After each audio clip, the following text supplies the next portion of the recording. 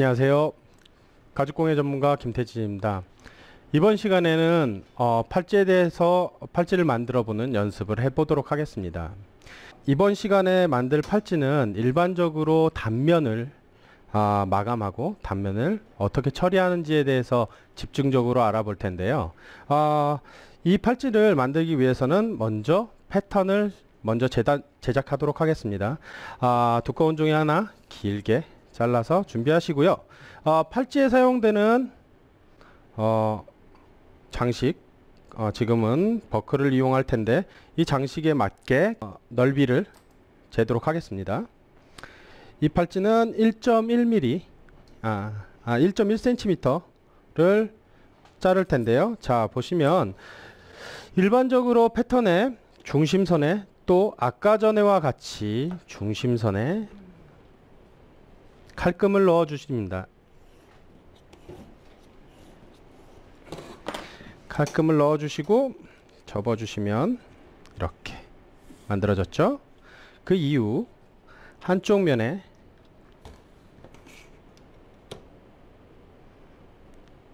1.1mm, 1.1cm니까 5.5로 두께를 맞추신 다음에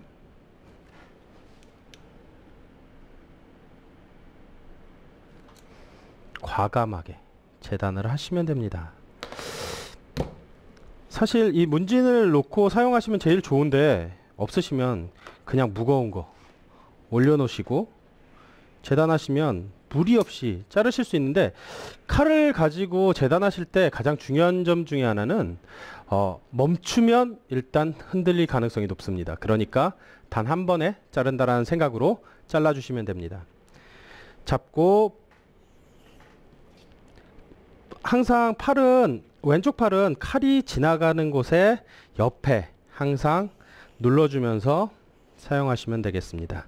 그럼 이렇게 잘리겠죠? 그 다음 절반으로 접어서, 이렇게 접어서 자를 때 이렇게 얇은 경우는 사실 쉽지 않은데요. 그러면 지금 보시는 것과 같이 얇은 경우 재단할 때 종이가 다 하얀색이라 잘 안 보입니다. 그럼 어떻게 자르냐면 볼펜으로 똑같이 그립니다. 볼펜으로 똑같이 그리신 다음에, 그러면 까만 선이 보이겠죠? 그 까만 선을 따라서 재단해 보도록 하겠습니다. 그러면 일치하는 1.1cm의 폭의 패턴이 만들어집니다. 사실 이렇게 패턴을 만들 필요가 있느냐라고 말씀하시면 사실 필요는 없습니다. 그러나 가장 중요한 것은 이 앞모양을 만드는 건데 바로 이 모양이죠. 이 모양을 만들기 위해선 이 패턴이 필요할 수밖에 없으니까요. 그냥 일반적으로 이렇게 사선 모양을 만들거나 다른 모양을 만드실 때는 이렇게 패턴까지 만드실 필요는 없지만, 본인이 만일 이렇게 좌우 대칭인 모양을 만들고 싶으시면 꼭 패턴이 필요하실 겁니다. 자, 그래서 접으신 상태에서 펴신 상태에서 절반의 모양을 만들어 보겠습니다.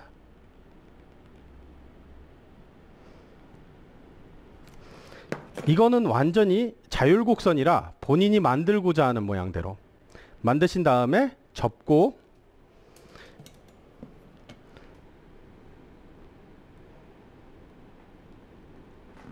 동일하게 잘라 주셔야 이런 모양이 됩니다. 자, 그럼 대칭을 만들어 보겠습니다. 자, 그럼 이런 모양, 앞에서 보이신 것과 비슷한 모양이 됐습니다. 자, 이렇게 만드신 다음에 보통 팔찌는 손목을 기준으로 만들기 때문에 매우 다양한 길이를 가지고 있습니다. 사실 몇 cm가 정답이다, 그건 이제 개인차가 워낙 심하기 때문에 남성용이냐 여성용이냐 어떤 팔목을 가지고 있냐에 따라서 다르기 때문에 본인의 팔목을 재보시고 길이를 결정하신 다음에 자르시면 되는데, 보통 여성 팔목의 경우 한 41cm, 40cm, 41cm 정도면 적당할 거라고 생각해서 두 바퀴 정도 도는데, 이렇게 두 번 정도 도는데 적당하실 거기 때문에 그거에 맞춰서 제작을 해 보도록 하겠습니다. 자, 보시면 1.1에 지금 패턴을 가지고 있기 때문에 두께가 1.1인 보강재를 만드는데, 지금 저희가 첫 번째 만들 팔찌는 보강재를 정확하게, 가죽과 보강재와 가죽을 정확하게 일치시켜서 만들 예정입니다. 그러면 가죽을 잉여적으로 넓게 이렇게 자르신 가죽과 큰 보강재를 필요로 합니다. 큰 보강재를 가지고 재단해서 만들어 보겠습니다. 자, 가죽의 뒷면에 접착제를 붙이도록 하겠습니다.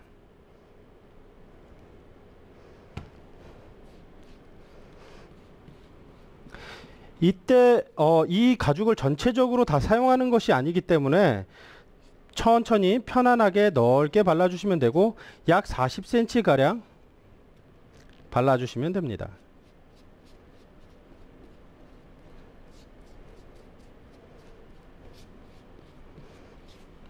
자, 가죽 하나를 발랐고, 다음 뒷면에 사용될 가죽을 넓게 접착제를 바르고 있습니다. 지금 제가 사용하는 본드는 여러분이 일반적으로 철물점에서 구매하실 수 있는 본드와 별반 다르지 않기 때문에 그렇게 사용하시면 되고, 만일 전문적으로 이 가죽 제품을 만들 수 있는 본드를 원하시는 분들은 가죽 전문 매장 가셔서 그거에 맞는 본드를 구매하셔서 사용하시면 될 것 같습니다.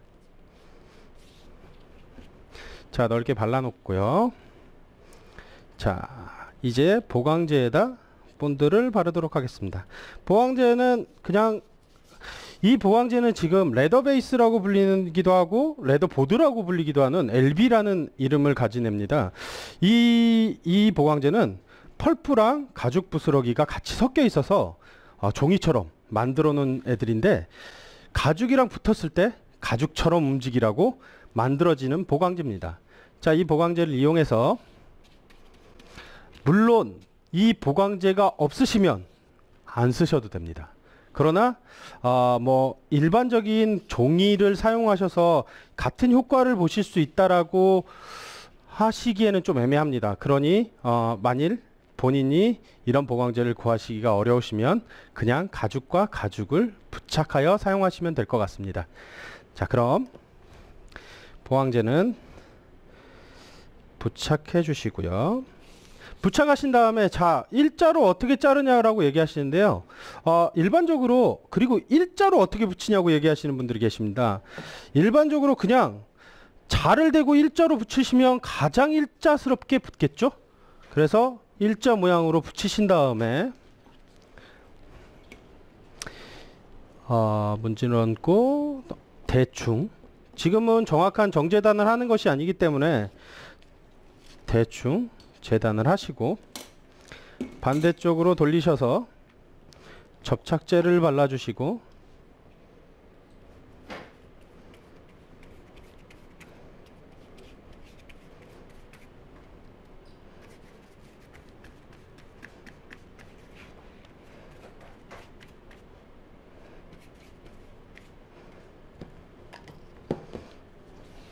가죽을 붙이도록 하겠습니다. 이때도 이 라인에 정확하게 붙이시려고 하지 마시고, 어차피 중간쯤에서 자를 예정이니까 접착하시고 이렇게 손으로 눌러주시면 되는데, 여기서 본드가 접착이 마감되지 않은 상태에서 롤러를 쓰시거나 어떤 땡기거나 그러면 가죽이 한쪽으로 치우치거나 밀리는 경향이 있으니 조심하시기 바랍니다. 자, 이렇게 라인에 따라서 만들어진 이후에 가죽과 보강재와 가죽이 붙어진 상태에서 일단 절개를 하도록 하겠습니다.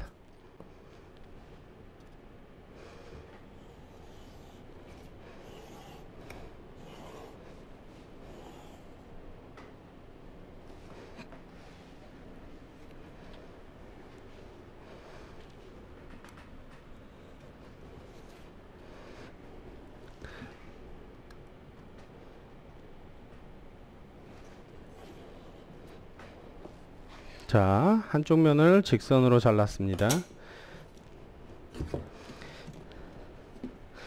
그럼 이렇게 절개하는 이유 중에 하나는 이곳의 단면이 매우 일정하게 만들기 위함입니다. 여기서 절개를 하시면서 칼을 좌나 우로 쏠리시면 층이 지기 때문에 굉장히 주의하셔야 되고요. 일자로 자르시는 게 굉장히 중요한 겁니다.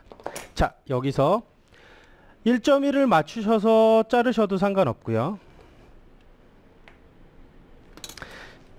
만들어 놓은 패턴을 이용해서 자르셔도 상관없습니다. 어차피 또 동일하니까요. 그래서 지금은 패턴을 없이 단면을 1.1로 정확하게 맞추신 상태에서 재단을 해보도록 하겠습니다.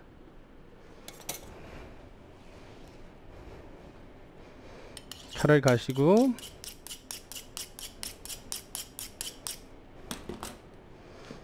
문진으로 하신 이후에 정확하게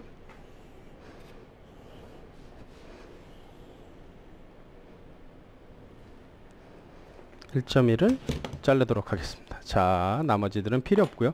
그러면 단면이 완전하게 마감된 상태로 매우 일자인 선이 나왔습니다. 이 선을 가지고 지금부터 만들어 보도록 하겠습니다.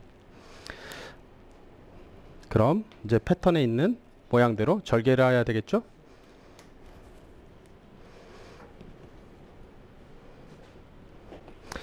보통 일반적으로 이렇게 코너 부분을 사용하실 때는 될 수 있으면 얇은 칼날을 이용해서 사용하시는 게 좋습니다. 뭐 커터칼을 이용하실 때도 마찬가지지만 칼을 일자로 세워서 좌나 우로 쏠리지 않게 일자로 세워서 자르는 게 중요하시고요.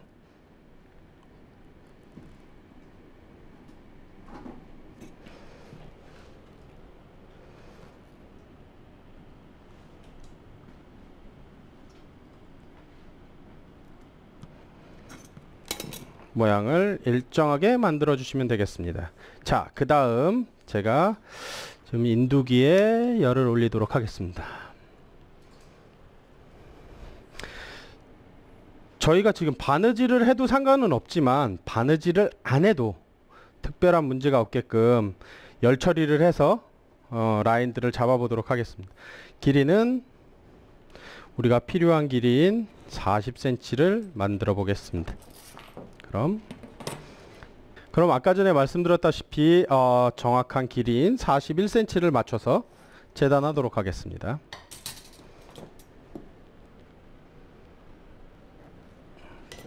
그러면 팔찌가 두 바퀴를 돌고 정확한 위치에 오도록 만들겠죠.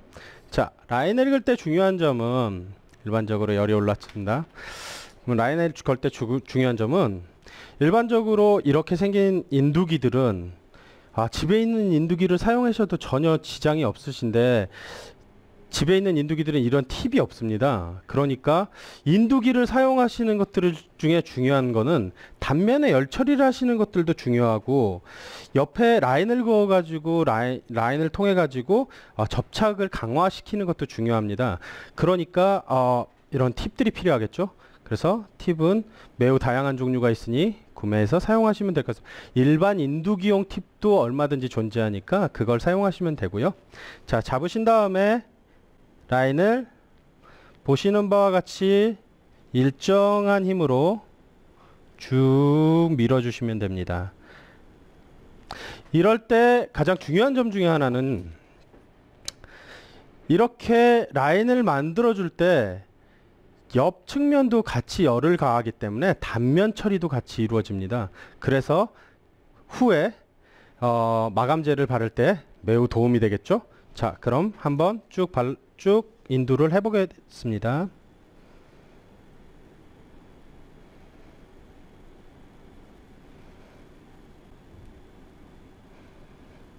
자, 앞에 라인은 앞쪽으로 기울여서 살짝 돌리겠죠. 네. 네. 네. 자세 한 번만 잡아주세요. 잠시만요. 네. 자세 잡으시고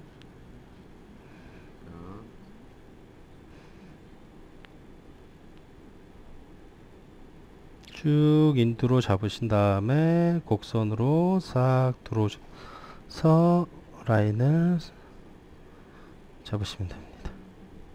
네. 그 다음 쭉 미시면서 일정하게 라인을 잡아가시면 됩니다. 네.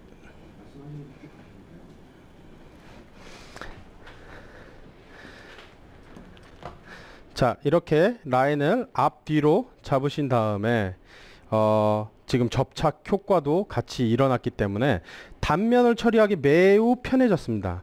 그랬을 때 이제 단면을 정리해 보도록 하겠습니다. 단면을 정리하실 땐 일반적으로 많이 쓰는 사무용 클립에 가죽을 붙여서 사용했습니다. 자, 보시면 이렇게 사포, 집에 있는 사포나 일반적으로 버퍼를 사용하셔도, 손톱 관리하는 버퍼를 사용하셔도 전혀 무방하니까 버퍼를 사용하셔도 됩니다.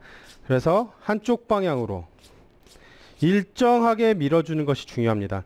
양쪽으로 했을 때는 이렇게 양쪽으로 밀어버리면 보풀이 이렇게 일어나기 때문에 한쪽 방향으로 하는 것보다 보풀이 좀 많이 일어나는 편이니까 그거 주의하셔가지고 한쪽만으로만 이렇게 갈아내시면 보다 좋은 결과물을 얻어내실 수 있습니다. 이렇게 사포, 이렇게 버퍼나 사포를 이용해서 하신 다음에 중요한 점 중에 하나는 고열로, 인두로 천천히 이 보풀을 태워주는 겁니다. 그럼 어떤 효과가 있냐면 이 열을 가해지면서 보풀이 다 타서 단면이 매우 일정해지면서 곱게 갈린, 사포로 곱게 갈린 상태에서 열을 가하기 때문에 매우 일정한 단면을 줍니다. 그런 다음에 마감제를 바르면 더욱더 단면 마감이 안정적으로 되겠죠. 그럼 이렇게 해서 팔찌의 아웃라인, 재단이랑 보강제를 1차적으로 동일하게 만든 가장 쉬운 형태의 단면 처리를 만드는 걸 배워봤습니다. 이런 제품들은 가방을 만들거나 또는 소품을 만들 때 가장 많이 쓰이는 것 중에 하나로 단면 마감이 완벽하게 이루어지고자 원하신다면 이렇게 가죽과 보강제와 가죽을 1차적으로 접착하신 이후에 재단을 하시고 마감을 하시면 월등하게 안정적인 마감 형태를 낼 수 있습니다. 그렇기 때문에 이번 차시에서 말씀드리는 가장 중요한 팁은 안정적인 면을 원하신다면 가죽과 보강제와 가죽을 동시에 접착하신 이후에 재단을 하시라는 것입니다. 이게 가장 중요한 것이니 한번 해보시고 좋은 결과물을 얻으셨으면 좋겠습니다. 감사합니다. 지금까지 가죽공예 전문가 김태진이었습니다.